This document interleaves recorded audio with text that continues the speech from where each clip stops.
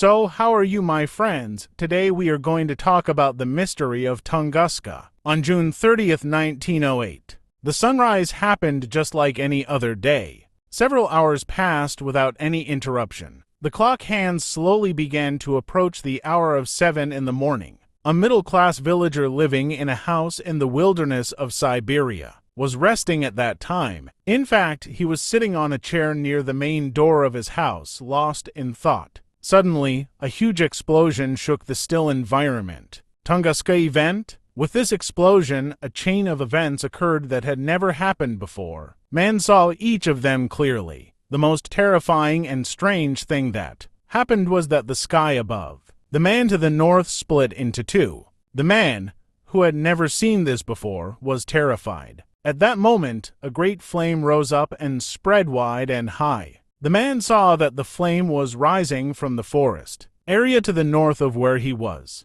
The crack that had divided the sky into two seemed to be growing dangerously. He next saw the entire northern region covered in flames. The man's body felt an incredible heat that was unbearable. He realized in an instant that the heat was unbearable. To be precise, it was the heat of a fire that could burn 100 trees to ashes. He thought to himself, what if I tore my clothes and threw them away? Although no one else could do so at that moment. He was curious at that crucial moment to see where such intense heat was coming from. Suddenly, he saw that the fire was coming from the north. After a while, a loud noise was heard. The sound was like a heavy blow from some kind of heavy object. The sound was so strong that the man stopped after being thrown a few meters away from where he was sitting. According to him, by that moment, all his sensory organs had withered. After that bizarre noise, the man felt as if a hail of stones were falling, as if hundreds of cannons were firing at once, and as if the earth was shaking rapidly. What I have unfolded before you so far is not a fictional story, but how a man who has experienced a series of great explosions on the planet we live on feels. The explosion occurred at around 7:17 a.m. on June 30th, 1908. In an area near the Tunguska River in Siberia, the sound of the explosion was heard in cities 750 kilometers away from the initial location. It was reported shortly after the incident that this sudden disaster destroyed an area of about 2,150 square kilometers of forest in the taiga of eastern Siberia. An area with a radius of 31 miles from the explosion site was damaged. It was later revealed that more than 80 million plants were destroyed. Scientists began to confirm that the shock waves from the explosion spread through the atmosphere and the earth. The shock waves on the ground were recorded as 5 on the Richter scale. Scientists believed that the shock was enough to destroy a large city. However, it was fortunate that the explosion did not cause such damage. Since the effects of the explosion affected a deserted area, no one was killed. However, it is said that this strange and terrifying series of explosions darkened the night sky in Europe and Asia for several days.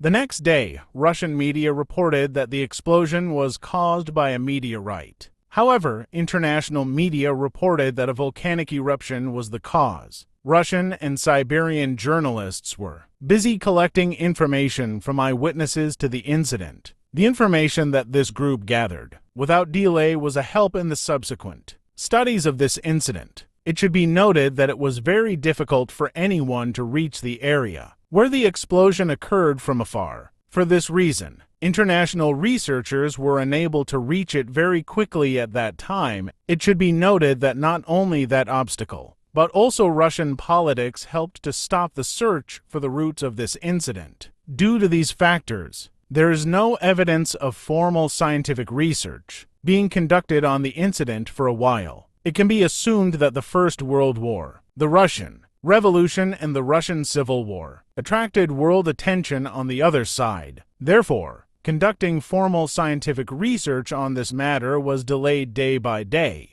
The first person to break through the existing obstacles and conduct scientific research on the incident was a Russian mineralogist named Leonid Kulik, according to reports. He began doing so in 1927. Accordingly, Not only does scientific research reveal information, but also the collection of information about the incident begins 19 years after the event. It goes without saying that this is a long time to erase anything. Scientist Kulik arrived in the Siberian wilderness on March 27, 1927. He began collecting data from the area. A few more weeks passed. To be precise, from April 13th, he first paid special attention to the decaying logs over an area of 830 square kilometers. The scientist Kulik, who had collected the data that was disappearing there at that time, was inspired to present his conclusions in 1927 in his report. He said that nothing that had been produced by the explosion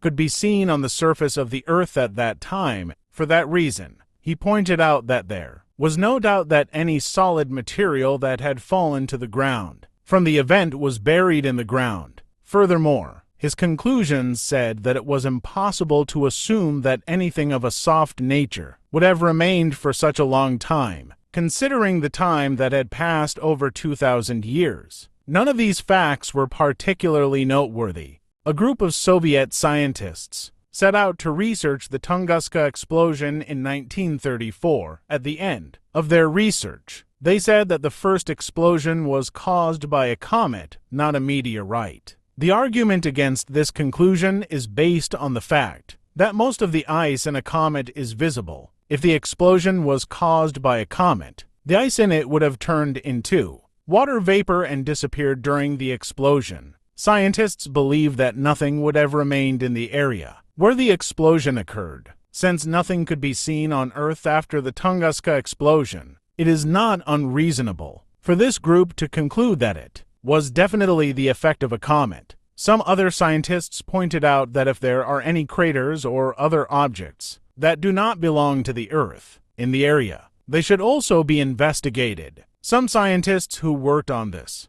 basis said that it would be a good omen to investigate the origin of Lake Checo. Some scholars have argued that Lake Checo was formed as a result of a crater formed by the Tunguska explosion. However, there is still no consensus on the origin of Lake Checo.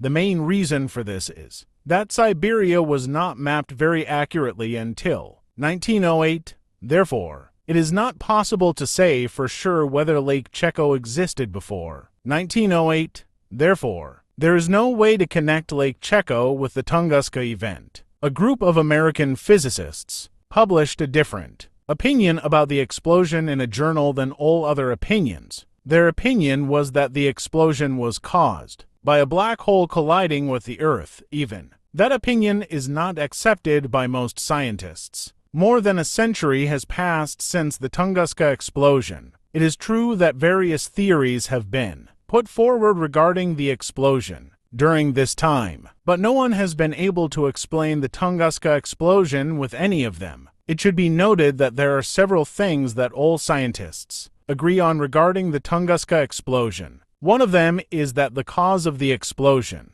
may have been a celestial object that was thrown into the Earth's atmosphere at a speed of 33,500 miles per hour. Another is that the explosion that occurred in that way was equivalent to the pressure and heat generated by 185 Hiroshima-sized bombs exploding simultaneously. The cause of the explosion and the question of why the sky split in two are still unanswered.